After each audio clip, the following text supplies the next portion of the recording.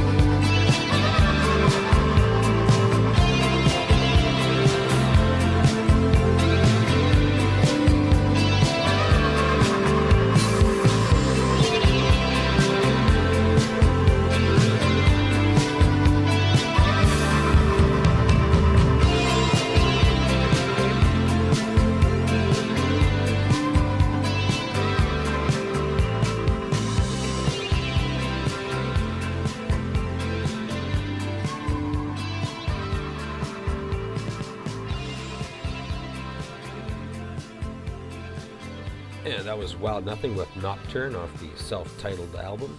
A little bit of shoegaze there for you, Mike. What's up next?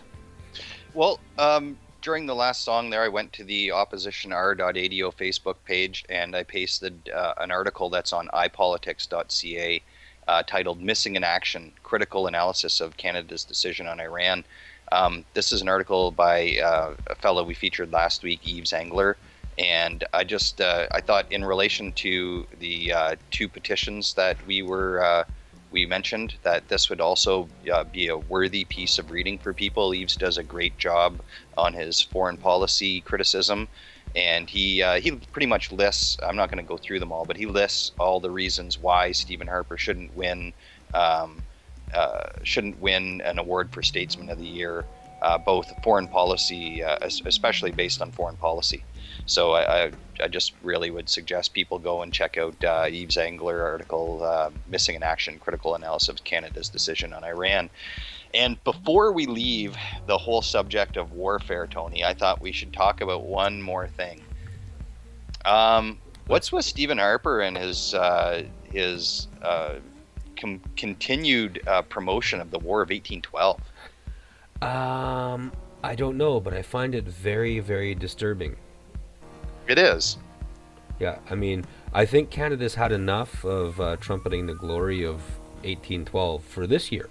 You know, I know it's the 200th anniversary and stuff like that, and it, you know, it is an important part in the history of this land, not this country. Absolutely. I mean, but come on now, you know. I guess the question I should have formatted a little differently is, why does Stephen Harper willingly use a historical event, the historical events of 1812, to basically warmonger? Oh, I know the answer to that. Because he's inching us ever so closer to war with Iran, okay? And what he needs all the young men and women in uniform to understand as he sends them into battle and perhaps to their death, he needs them to understand that that they will be glorified and made into heroes, and they're almost immortalized, because 200 years later, Canada will still be celebrating their war efforts and their warriors. You know what I mean? So if soldiers go into battle thinking that they'll be immortalized and glorified forever, it's going to be a lot easier to lead those troops into battle, right? Mm-hmm. I find it really cynical in the way that I see this is, I see Stephen Harper using this issue because he knows that he can get a number of Canadians who aren't necessarily his constituents, who, you know, it plugs into that whole we beat up the Americans once, and you know, this kind of idea that, you know, you can be proud because of that, and people get sucked in on these angles, and then they don't realize the whole thing is for Stephen Harper and the Conservatives is about militarism. Right. You know, it's about building a reputation of continually bringing up military, like always focusing everything on the military, and all of this attention that is being given to the War of 1812 this is what's sad, is it has nothing to do really with the War of 1812. It has to do with what he's looking to gain politically out of it. Mm-hmm. So I just, another case of shame on the Conservatives, I would say. Just so people know what we're talking about, I guess there's a few things here. First of all, Stephen Harper visited Quebec for the first time after the Quebec election and decided it would be the appropriate time to bestow battlefield awards on units that were associated with current-day regiments that won decisive wars and battles in the war. Right. So I guess there's a lineage that goes back through time, and regiments now would have been spawned by or have as their ancestors units in that war. So 21 of them are getting battlefield awards. It'd be interesting to take a look and see just how related these these groups are, because I know that generally speaking, in the War of 1812, the vast majority of fighting troops that fought, and it wasn't for Canada, we got to remember that, it was for the British Empire at the time, and they were British soldiers. The Canadian militias This is something people don't think about a lot, but at that time, the vast majority of Canadians were American-born. They were either loyalists that left America and went and moved to Canada, after the American Revolution, or if they came a little later, they were Americans who came up here for land grants. So, of course, the people who became Canadians who were loyalists, they were probably less interested in being taken over by America. But a number of these late coming Americans that came here for land grants that were involved in militias decided not to fight. And it was really only British soldiers and their native allies that fought most of these wars. And this is another thing that Stephen Harper really doesn't tell the truth on. So I find that quite, it's revisionism. Well, it's yeah, historical revisionism. So here we are celebrating the 200th anniversary of a war, and I don't know about you, but I don't get too pumped up for war, and I don't think it's a great thing. Like the two things I know about war are that some people get dead and some people get rich. And that's all I know really about war, other than the fact that I just don't like it. Much rather celebrate the end of a war than the war itself. And this government let the 30th anniversary of something that actually means a lot to me, and whether or not my fellow Canadians acknowledge it or not, to them as well. The Canadian Charter of Rights and Freedoms. The 30th, he totally let that go with it. It was 2 paragraphs of a press release, and that's it. Yeah, shameful again. So anyway, 21 units receive new battlefield honors for a 200-year-old war. I just don't know why that matters or why that's even worth doing. Anyway, it gives him another chance to march at the front of an army and inspect troops in full battle dress and stuff like that, right? So I don't know. I guess maybe he gets into that. Maybe it helps his love life or something like that. You know what I mean? Well, and a person mentioned maybe for this week as the conservative buffoon of recent would be Rob Anders, who went as far as to compare the War of 1812 to, and his words specifically were, to the war on Islamic terrorism. Not just any terrorism, just Islamic terrorism. Yeah, which is completely absurd in itself. You don't even have to go Did he attempt to make that connection in any rational way? Did he have a point, or what was the situation? I don't really believe that he could really build a point on that angle. But it seemed pretty irrational to me.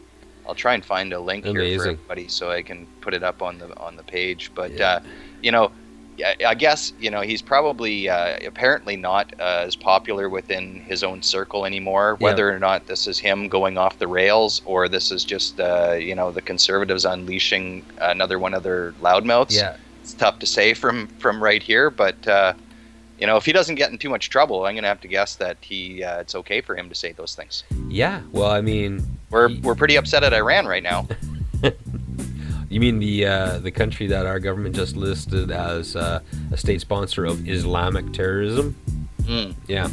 Okay, well, Rob Anders is the guy that we all know and love from the viral video of him sleeping in front of a Veteran Affairs Committee, right? Remember that? Yeah, yes. That guy. That guy.